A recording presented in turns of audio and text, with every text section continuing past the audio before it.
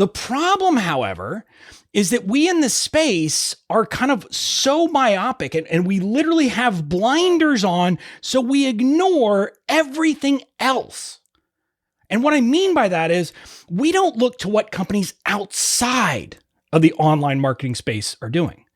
Now, I don't know about you, but it seems to me that I ought to say, what is Nike doing that works? What is Apple doing that works? What is GE doing that works? Because these are companies that have stood the test of time. These are companies that have built themselves on marketing. Why in the world wouldn't I want to look outside of the online marketing space? I think we should. Welcome to the Certified Badass Online Marketing Podcast, where being a badass has less to do with what you wear and what music you listen to, and everything to do with whether you've got the thriving online business of your dreams. I'm your renegade thinking Harvard Law grad turned online entrepreneur host, Bobby Klink. In my years building my thriving business, the most important lesson I've learned is that being a badass online marketer isn't about secret strategies or ninja tactics. It's about doing the basic stuff right and showing the F up. So each week here on the show, you'll get clear, easy to execute guidance on how to build your online business and a swift kick in the ass or two to make sure you're getting it done.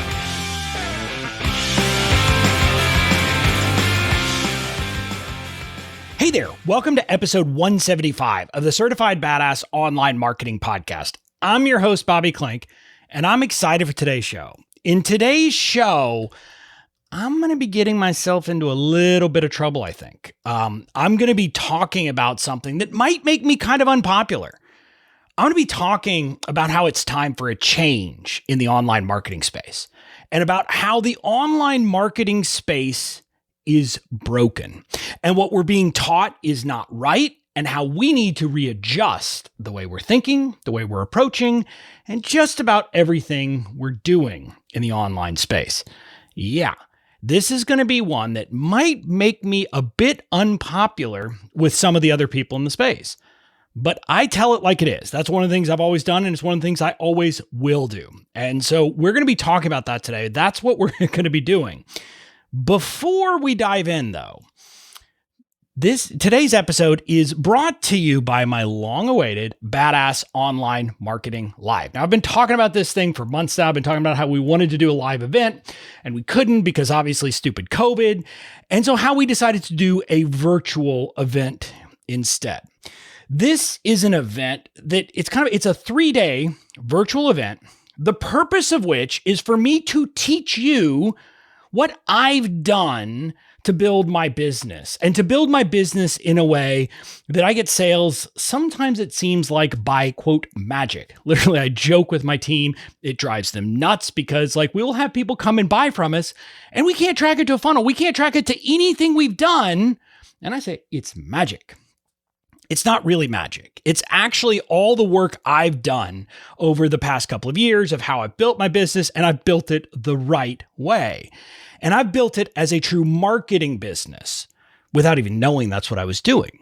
And so that's what I'm going to teach you how to do at this event. It's jam-packed. It's not 3 days of webinars. Trust me, nobody wants that.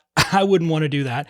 And it certainly isn't 3 days of fluff because I don't do fluff. I don't know how to build an event that's nothing but fluff. So we're not going to do that. It's going to be an event that is jam-packed with actionable insights that you can actually implement in your business. And today is the day that tickets are finally on sale. So you can head over to bobbyklink.com/bomb live, and that's BOM live. bobbyklink.com/bomb live and get all the details, and you can grab your ticket now. So head over there if you're ready to start building your online business right. Now with that, I want to talk about why it is that I say that our current model is broken. And there's a few different reasons that I want to talk about, but I want to start with what I think is in many ways one of the most important mistakes, most important problems, the biggest problem that we have in the online space. And that's that we are living in an echo chamber. And when I say we're living in an echo chamber, what I mean is we're learning from other online marketers. We're listening to other online marketers who, by the way, most of them learned from other online marketers who, by the way, those people learned from other online marketers, etc. Now, you might say, what's wrong with that? Well, the problem is that what's happened is that we are getting a very distorted view. And almost like the old game of telephone, like, I played it when I was a kid, when kind of a message gets translated over and over again, something gets lost in the translation. So that's part of the problem. But there's actually a broader problem. And this, I can't help but say, I learned this from watching an episode of one of my favorite TV shows in the world called Air Disasters. If you haven't watched it, well, let me put it this way. If you're a nervous flyer, don't watch this before you're going to travel, once we can travel again, because it's all about airplane crashes and the investigations into what caused it. And I was watching this one, and I'm pretty sure I'm remembering this right. It was the Concorde crash from, I don't know, it's probably been 10 years ago now, where what had happened was there was something on the runway that busted a tire, and a piece of the tire came up and whacked the outside of the plane. And ultimately, that caused the fuel tank to implode from the inside. See, what happened is there is this concept in physics known, I don't know what it's called in physics, but it's basically the echo chamber. If you have a full chamber and something starts as a shock wave one place and it gets bounced back and forth, it gets stronger and stronger and stronger and eventually can explode. Well, that's what's happening in the online marketing space. We're being taught certain things and it's drowning out everything else. And that fundamentally is the problem. The problem isn't that we're learning from people who have done things that worked in the online space. I have no problem with that. I'm a successful marketer partly because I've learned from a lot of people who've done different things. The problem, however, is that we in this space are kind of so myopic and we literally have blinders on, so we ignore everything else. And what I mean by that is we don't look to what companies outside of the online marketing space are doing. Now, I don't know about you, but it seems to me that I ought to say, what is Nike doing that works? What is Apple doing that works? What is GE doing that works? Because these are companies that have stood the test of time. These are companies that have built themselves on marketing. Why in the world wouldn't I want to look outside of the online marketing space? I think we should, but nobody's really doing that. And the problem is we're being trained not in classical marketing techniques. We're being trained in online marketing techniques that people have cobbled together based upon this echo chamber. And the difficulty is, again, I don't want to say that we all necessarily have to have marketing degrees. We don't. But the reality is we're not even learning from people who are classically trained in marketing for the most part. And that, I think, is a mistake. And that's why if you are my friend on Facebook, you may have seen that I've recently signed up for marketing courses at UC Berkeley's Extension School because I want to learn classic fundamentals of marketing from a marketing professor and from marketing books that will actually kind of go outside of online marketing. And I think it's important because I know that from my personal experience, when I started to have success in my law firm business, it was when I quit looking at books that were about marketing for lawyers. I threw those out the window because they didn't work for me. And instead, I looked to more general marketing. Now, I ended up coming into this online marketing world, but expanding out of this one niched area of marketing helped because it gave me a broader perspective, another way to look at things. Well, all I'm doing now is basically saying, well, I want to expand it even more. And I'm going to talk more about, kind of getting fundamentals and understanding the why in next week's episode. But that's not the point of this episode. The point of this episode is simply to say that we're living in this very limited universe of marketing and learning a very limited sliver of what marketing actually is. But even broader than that, the bigger problem is that most of the gurus, most of the people who are teaching us marketing, and I've been guilty of this too, We're teaching you what worked for us. Like literally, when I teach you about email marketing, I'm teaching you, hey, what did work for me? What worked for Bobby in marketing his business? The fact that it worked for me doesn't mean that it's the end all be all, and it doesn't mean that it's the right way. It means that it's one way. It's a way that worked for me. It might be a way that works for you, but it might not. And I think we in the space need to start to recognize that, especially those of us who are teaching marketing techniques to other online marketers. We need to understand and be clear in our messaging. I'm teaching you what worked for me. I can't guarantee, and I'm not just saying this as like the standard, I can't make any guarantees that we all say. I mean it honestly. There is a very real chance that you could follow my advice. You could do what I tell you to do in my courses, and it's not going to really work as well for you. Now, it could be because of your business. It could be because of who you serve. It could be of a million different things. And I'm willing to say that. And what I would tell you is most of the other marketers who are teaching you these concepts, it's also true for them. They're teaching you what worked for them.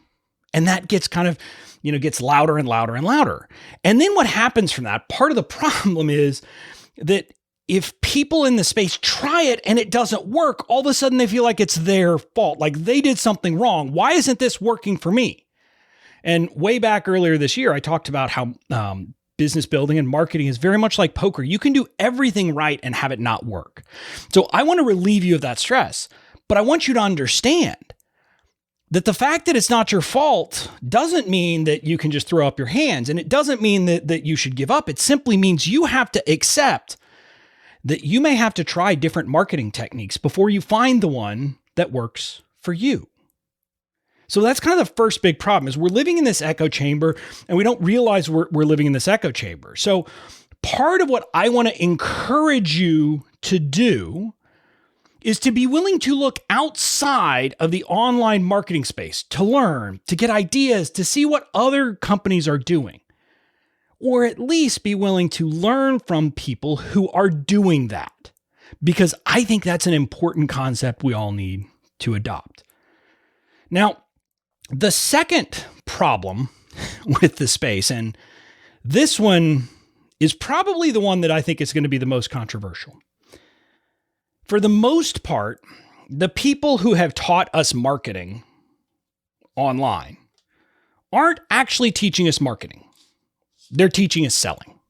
And they're not going to like me saying that, but it's the reality. And when I say that, I want to talk about a couple of things. First of all, there's this classic quote by Peter Drucker. If you don't know Peter Drucker, he's like a guru as like a business theorist. And here's what he had to say. He said, there will always, one can assume, be a need for some selling. But the aim of marketing is to make selling superfluous. The aim of marketing is to know and understand the customer so well that the product or service fits him and sells itself. Ideally, marketing should result in a customer who is ready to buy. All that should be needed is to make the product or service available. In other words, if you're doing marketing right, when it comes time to sell, you shouldn't have to use fancy techniques to get people to buy. If when it comes time to sell your product, to actually get people to buy it, you're having to use, any kind of secret tactics or strategies that are like in the weeds and any of this crazy stuff, that's a sign that you are not doing marketing right. And I don't say that as an indictment of you. I hope you don't take it that way. What I want you to get is that marketing is the process of getting people warmed up before. But it's not just the process of getting people warmed up before. Here's the important piece to understand. Marketing is the process of understanding your customers so that when you create the product or the service, it is the perfect product or service for your customers. And I say this because, look, when we talk about it, like when we look at a lot of what we're being taught how to launch and how to use different kind of techniques to get people to buy and to do all these things. And at the end of the day, that's about selling. That's not about marketing. And there's kind of this misnomer, because we talk in the space, and maybe you've heard this term, maybe you haven't, but there's this term called direct response marketing. And I've got a book that people consider kind of the Bible of direct response marketing called Breakthrough Advertising. Well, direct response marketing is, I'm marketing in the sense of I put something out there and I'm directly asking you to respond and take an action in direct response to it. And so, freebies and lead magnets and calls to actions, all of that is direct response marketing. Anytime we're trying to sell something, direct response marketing. But really what I would say is that most of that is actually selling, not marketing. Now, yes, you have to sell as part of your overall marketing plan. I'm not saying you don't sell. I'm not saying you don't try to convert people. What I'm saying is that I hear so many people in the space suggesting that you should focus on the conversion elements. You should focus on, dialing in your launch messaging and getting this thing so you have people excited and creating all of these different triggers so that they will buy. Whereas I say that how about we start at an earlier point? Because what marketing is actually about is providing an environment of cultivating relationships, of building relationships for the long term, of actually serving our clients. And this brings me to another thing. And again, I hope you don't get mad at this because I'm going deep here on, you might call it theory. But there was this Harvard Business School professor, Theodore Levitt, who said this: selling focuses on the needs of the seller, marketing on the needs of the buyer. Selling is preoccupied with the seller's need to convert his product into cash. Marketing with the idea of satisfying the needs of the customer by means of the product and the whole cluster of things associated with creating, delivering, and finally consuming it. Now, let me try to break that down. Basically, it means that marketing is serve first. And here is going to be a bone of contention for a lot of people, because a lot of people in the space say, I'm serve first. And I'm just calling BS on that. Because if you're serve first, that means that one of the most important things you will do is counsel people out of buying when it's not right for them, time for them to buy. And a lot of people aren't doing that. Think about it for a second. We're trained about things like, how do we take any question we get from a potential buyer and treat it as an objection to be knocked down? My view is that's not the appropriate response. For example, if someone has no list, they should not be spending thousands of dollars on a course about how to create a course or a membership or anything else. They should be focused on building their audience. Because until you build your audience, you can't actually figure out what product to create, how to create it, and do all of those other things. And I'm willing to tell people that.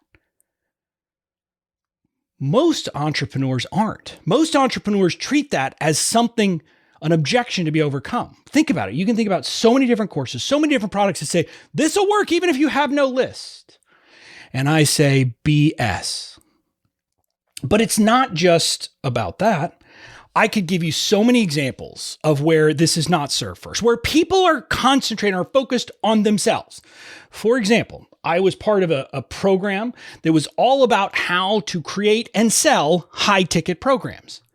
They encouraged you on sales calls with people, if they literally had no money, had maxed out credit cards, to help them on the phone, call and apply for another credit card to buy your product. And they encourage you to do this regardless of whether your product was going to help them make money or help them solve problems, no matter what. Because in their mindset, the most important thing was to sell, was to get money for them. You can see how that is a focus on selling. It is a focus on what the seller needs, not on what the buyer needs. Now, in that program, I had a bunch of calls and I literally never even made an offer to any of them.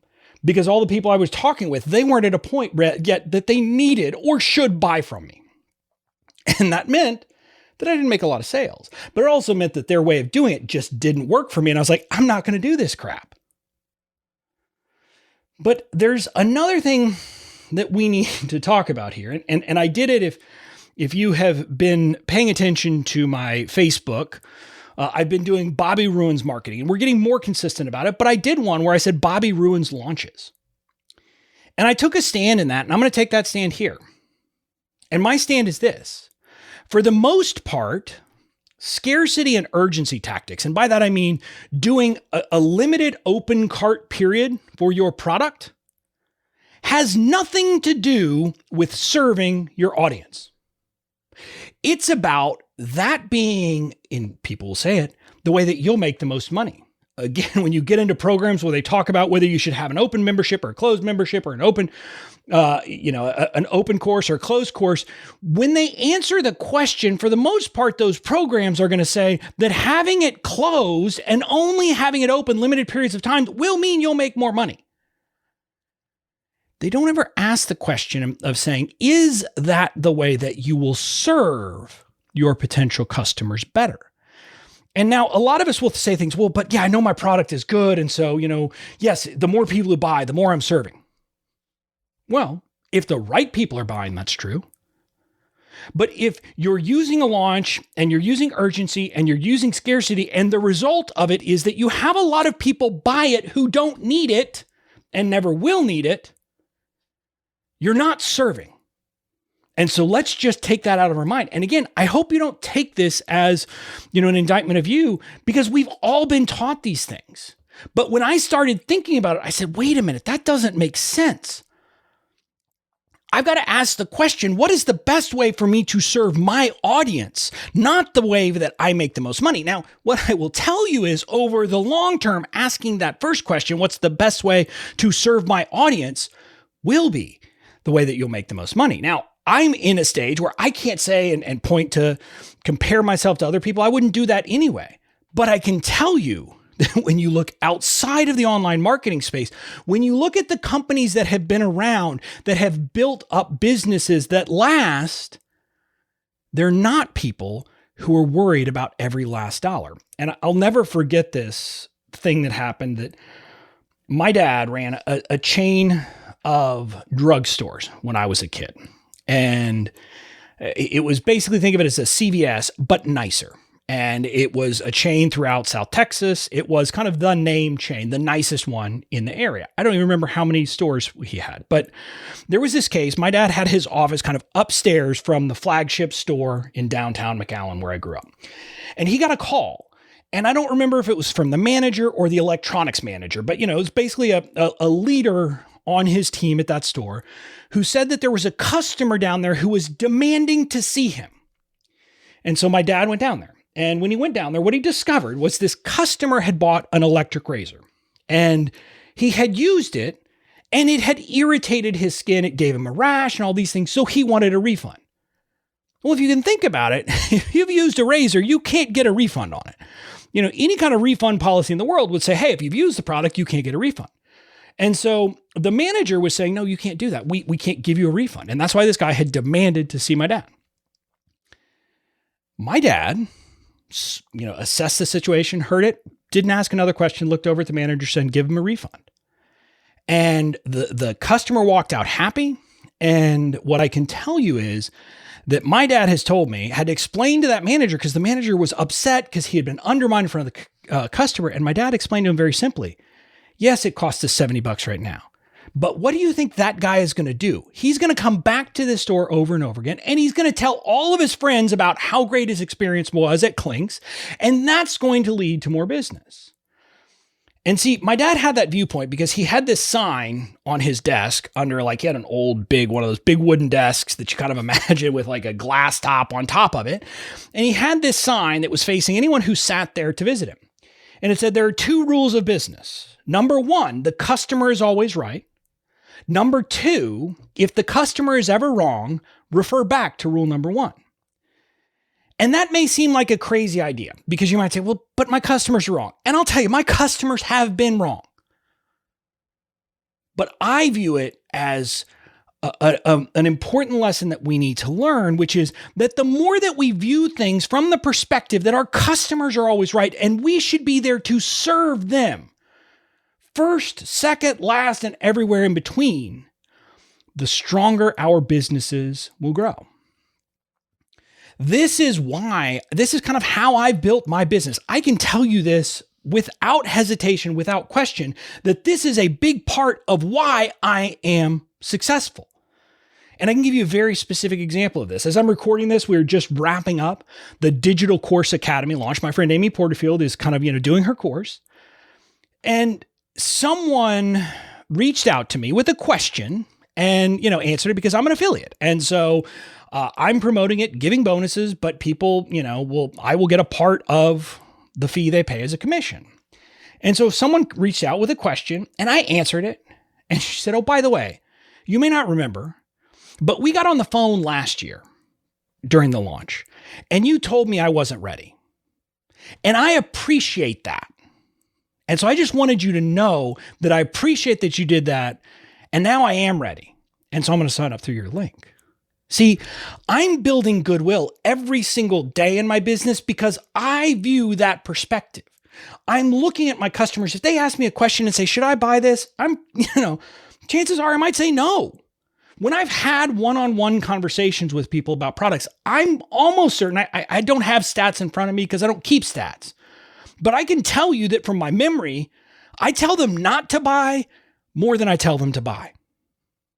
Because my view is that I should be serving them, even if it means that I don't make money. And by doing that, I'm building this longer thing. And so I'm suggesting this to you so that you're thinking about all of these different things that we're taught, all of these different strategies, all of these different tactics. I think we all need to start asking ourselves, is this a sales tactic or is this a marketing tactic? And I don't like thinking of marketing as a tactic, but if it's about getting more sales regardless, it's a sales tactic. And I want us to say, we're not going to use that anymore. If it's about helping the right people make the right decision for them so that they are served, then it's a marketing tactic. And that's what we need to be focused on. But the problem is most of what we're learning are sales tactics, not marketing tactics. So that's kind of the second piece that we, unfortunately, most of what we're learning is selling, not marketing.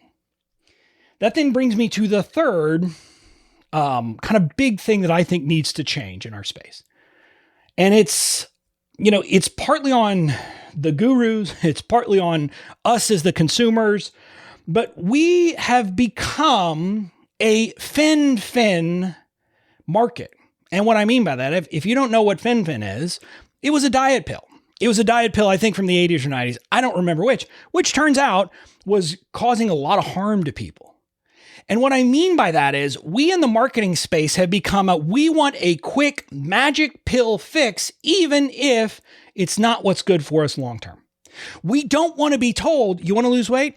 Eat better food, move more, focus on your health, because that takes time. Well, I'm here to tell you the same thing. There is no magic pill when it comes to building a successful business. And we, as consumers of people teaching online marketing, and I'm kind of weird because I'm a consumer of it and I'm also teaching it, but we, as in our role as consumers, need to stop asking for that. And then I'm going to say this, me as someone who teaches this stuff and the other people who are teaching this stuff, we need to stop presenting our solutions as if they're a freaking magic pill, because they're not. And I think I've been guilty of this, like in some of my copy about my email marketing course. And for that, I apologize. And what I mean by that is, and I hope everyone gets this, yes, my emails are spectacular. And I'm very good at email marketing. And I would not be where I am today without my email marketing. But at the same time, I can't tell you that if you write emails like me that you will be successful, because the email marketing is only one piece of a much larger puzzle. Now, it's where I have taken much of what I believe about business and believe about marketing and have applied it across the different world and kind of across the different phases, but it's only one piece. I wouldn't be here if I hadn't done other things like give and serve first in social media groups, in other people's, helped people. If I hadn't done that, I wouldn't be successful either. So I want everyone to understand there is no one solution. You can't go buy one online course and say, done, I got it, business made. It's not the way it works. There is no magic pill. And again, you might be saying, dang it, Bobby, I really want a magic pill. Well, I kind of would like it too, but I'm here to tell you, you actually don't want a magic pill. And here's why I say that. If we had kind of this one thing and really there was just one thing we needed to know and to learn, and we could learn it very simply in one place, then we wouldn't have businesses because everybody had figured it out. The reality is that what makes online entrepreneurs successful, the ones who are successful, is they're willing to do the work. So I'm going to tell you this right now. If you're not willing to do the work, you are not going to build a successful business. I know that's weird because a lot of people won't tell you that. I will. And doing the work doesn't mean just buying my course and then, digging in and doing the work. I mean broader. I mean, you got to do the work every day. You got to wake up every day and say, what do I need to do today to get better than I was yesterday? And the problem has become, and this is where, I'm going to, go into one of my guru rants, because the problem has become that so many gurus in the space have figured out that it's much easier to sell a magic pill than to be honest. And I don't think they're trying to be dishonest. I mean, some of them are, I'm sure, but most of them aren't trying to be dishonest. They're not doing that. They're just saying, well, people don't want to hear that you've got to do these 857 steps. So I'm going to teach them this piece, and I'm going to talk about how important it is. And then the problem is we take that and we apply the selling mentality instead of the marketing mentality. So again, you can see how kind of all of these things come together, and we apply our echo chamber rule of saying, okay, well, here's what works is direct response marketing. And so if I do this and if I work on my copy and I can do it and I can make people buy it. But the problem is then the message ends up being that people hear is all you need is this product and you'll be successful. And again, it's not that blatant. It never is. But that's what people interpret to be the case. And so we all need to be careful about that. We need to stop believing that as consumers. And all of us who are selling to people need to not present things that way. We need to be conscientious about that. And again, I'm going to give you a selfish reason to do that. What I'll tell you is that over the short term, it might be easier for you to sell your product if you present it as the simple solution to a problem, as a magic pill for your customers, the people you serve, whoever they are. It might get you more sales up front. But what's going to happen is people are going to buy it and they're going to discover it's not a magic pill and it doesn't solve their problem. And they're going to be mad. And so they're not going to come back. They're not going to buy something else from you. They're definitely not going to send their friends to you. And you're not going to get the kind of goodwill from it. Now, on the other hand, if you're honest with people, if you level with people, if you say, look, this is one piece of a bigger thing and you got to do this, but yeah, you're going to have to probably do some things over here. If you'll be willing to do that with your people, whoever your people are, in my case, I think of marketing, like if people were willing to say, yeah, you're going to need other software, and yeah, you're going to have to spend other money here, and yes, you probably are going to need to spend some money on Facebook ads long-term and things like that. If people would do that, it would mean you get fewer sales up front, but you get way more lifetime customers. And not just lifetime customers, lifetime brand evangelists, because that's what you want. And this is one of those things that's funny. Like I've told this story before, but I took a course. It was a series of courses through a big name company in the online marketing space. And they have a bunch of different courses of different things. And they talked about the customer journey. And they talked about how you kind of have to walk people through this long series of things and get them to buy from you, probably not just once, but multiple times. And then they'll become a brand evangelist. And a brand evangelist is someone who is telling all their friends, doing all those things. I'm here to tell you that's not true. Some of my biggest brand evangelists were evangelizing for my brand and sending people my way before they bought a single thing from me. because they saw who I was, how I interacted, and what I did in the online space.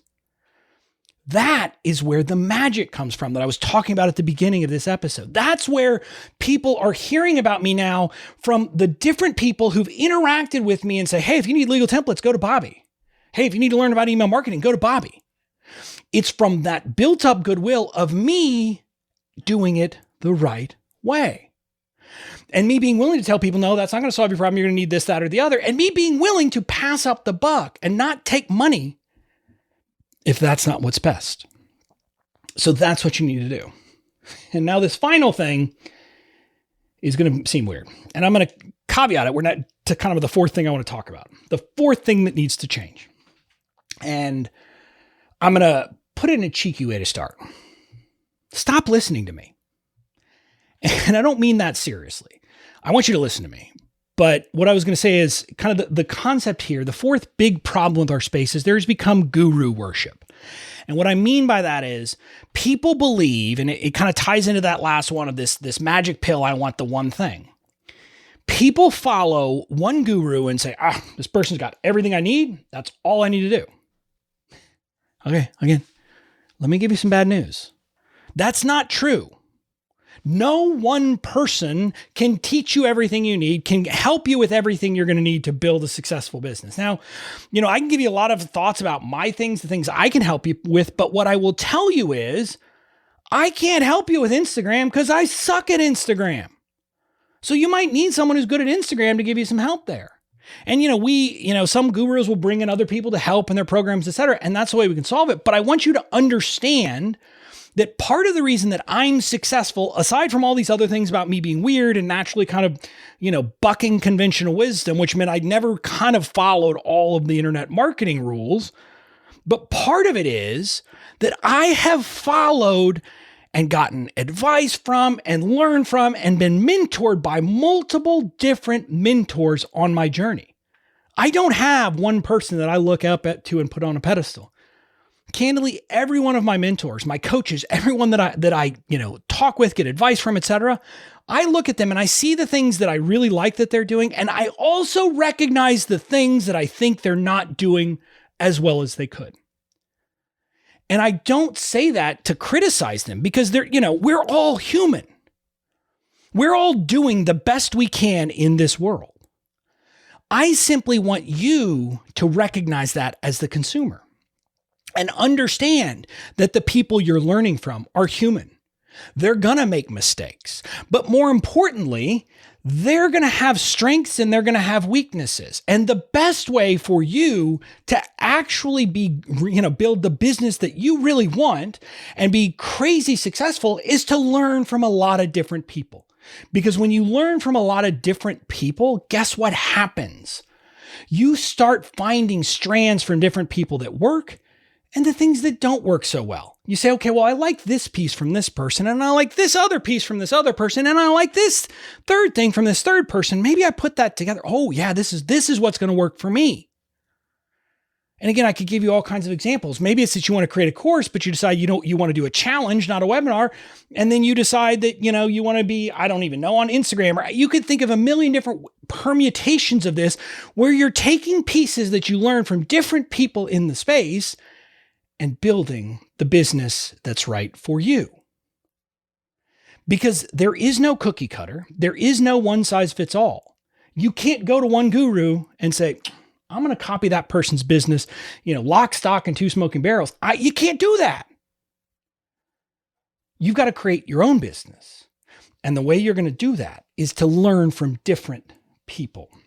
Learning the best from multiple people is going to be something that will help you for the long term. I've learned a lot of conversion techniques of the selling stuff from some of my mentors. I've learned the connection piece from others of my mentors. I've learned about how to kind of, commit to stand up for what I believe in from still others. I've learned how to really understand my audience from other people. And you can kind of see how I could go down the list over and over and over again. And then I've also learned from experience. But my point in saying this is that you cannot expect that you're going to create one business that you're going to follow one guru, that you're going to kind of, take their business, copy their business and be successful. It's never going to work that way.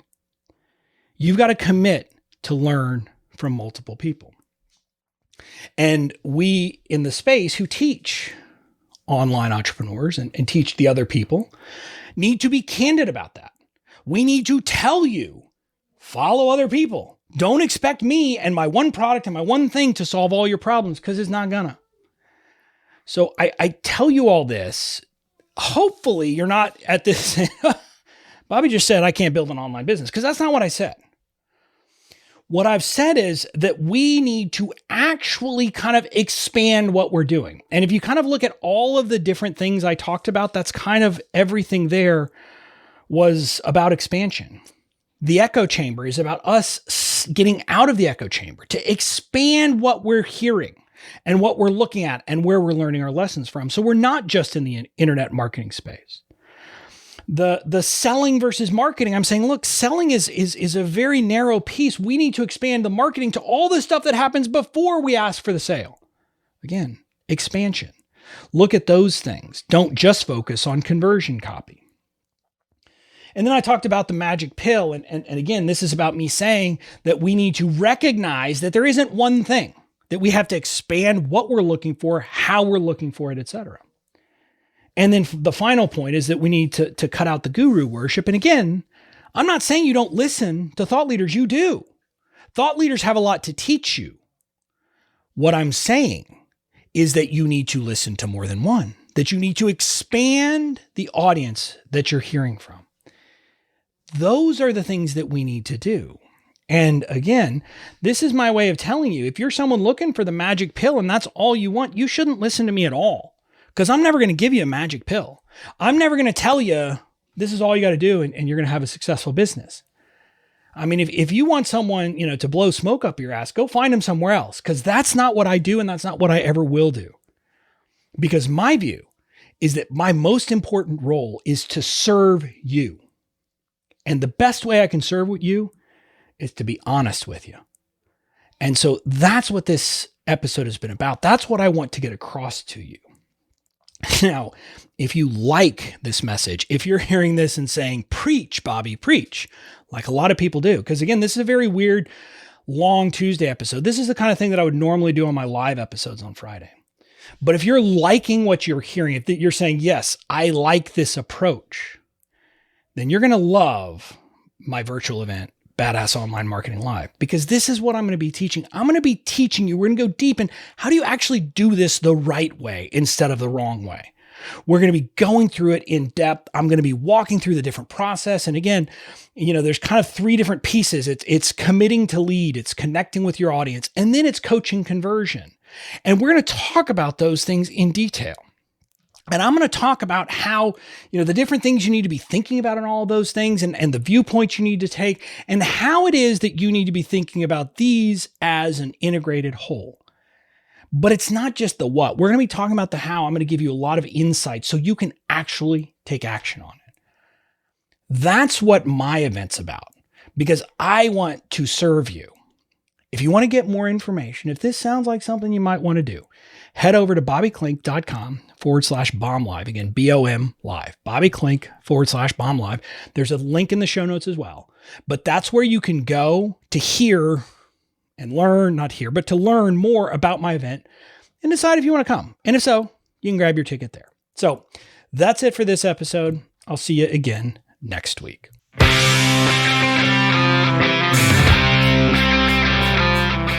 That's it for this episode of the Certified Badass Online Marketing Podcast.